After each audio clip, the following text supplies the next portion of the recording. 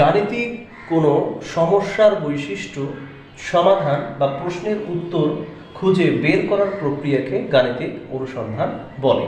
তো আমি তোমাদের এই ধারণাটা ছোট্ট করে হলেও দিতে চাই যে আসলে গাণিতিক অনুসন্ধানটা কি। প্রিয় শিক্ষার্থী বন্ধুরা, দেখো যে আমি তোমাদের মাঝে দুইটা সংখ্যা নিলাম, একটা হচ্ছে 2 আর একটা হচ্ছে 3।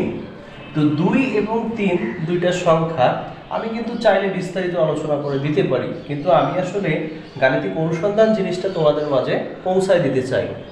যে আমি দুইটা সংখ্যা নিলাম, একটা হচ্ছে 2 আর একটা হচ্ছে 3।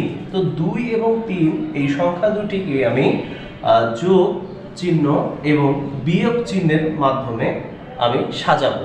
তো আমরা সংখ্যা দুইটার মাঝে যোগ এবং বিয়োগ চিহ্ন কতভাবে বসাতে পারি সেটা আমরা এখন দেখব। প্রিয় শিক্ষার্থী বন্ধুরা, আমরা 2 এর আগে যোগ নিলাম এবং 3 এর আগেও যোগ নিলাম। তো এখন আমরা 2 আর 3কে যদি যোগ করি তাহলে কত হবে? 5 হবে। এবারে দেখো প্রিয় শিক্ষার্থী বন্ধুরা, একটির আগে যোগ, একটির আগে বিয়োগ, তাহলে মাইনাস অর্থাৎ বিয়োগ 3 থেকে যদি যোগ 2 বাদ দেই তাহলে কিন্তু বিয়োগ 1 থাকতেছে, তাই না? এরপরে দেখো প্রথমে বিয়োগ পরে যোগ, তো এখন যোগ 3 আর এখানে হচ্ছে বিয়োগ 2, তাহলে যোগ 3 থেকে বিয়োগ 2 বাদ দিলে কিন্তু যোগ 1 থাকতেছে না? এরপরে দেখো আমি 2টির আগে বিয়োগ চিহ্ন নেব, বিয়োগ 2 বিয়োগ 3, তাহলে কি হচ্ছে বলতো? বিয়োগ 2 আর বিয়োগ 3 মিলে হচ্ছে বিয়োগ 5।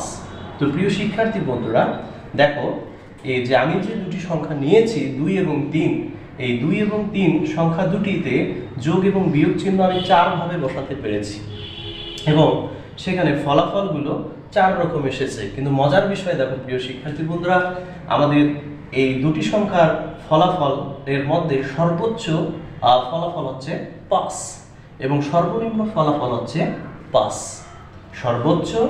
সর্বোচ্চ ফলাফল হচ্ছে 5 এবং সর্বনিম্ন ফলাফল হচ্ছে -5।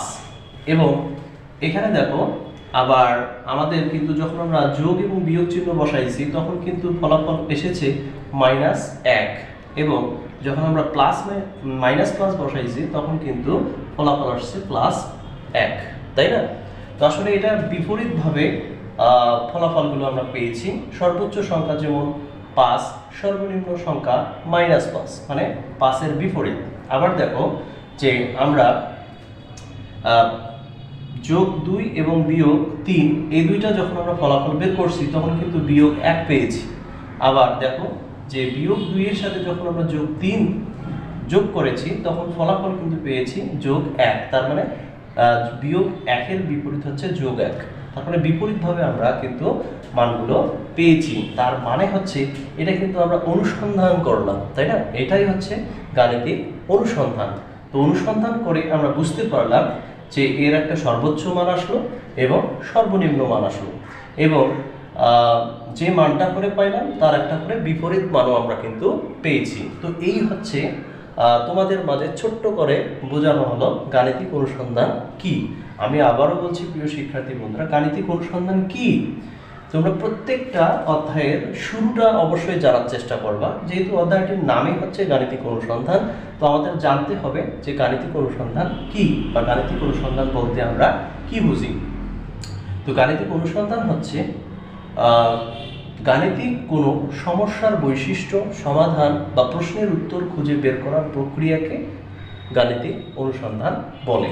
তো আমরা এখানে কিন্তু যোগ বিয়োগ আমরা বসাইছি এবং সেটা 4 ভাবে সাজানো যায়, 4-এর বেশি কিন্তু আর সাজানো যাবে না। আমরা যদি এই সংখ্যা দুটোতে যোগ এবং বিয়োগ চিহ্ন বসাই তো আমরা 4 ভাবে শুধু বসাতে পারবো, আর কিন্তু পারবো না। এটার জন্য একটা সূত্র আছে। তো সেই সূত্রগুলো আমি যখন তোমাদের পৃষ্ঠা অনুযায়ী যখন ভিডিও আপলোড করে দেব তখন কিন্তু আমি প্রত্যেকটা পৃষ্ঠা আলোচনা করে দেব যাতে তোমরা খুব সহজে বুঝতে পারো। তো আজকে আমি চাচ্ছি না এটা আর বিস্তারিত বলতে, আমি জাস্ট এতটুকু জানাতে চেয়েছি যে গাণিতিক অনুসন্ধান কি।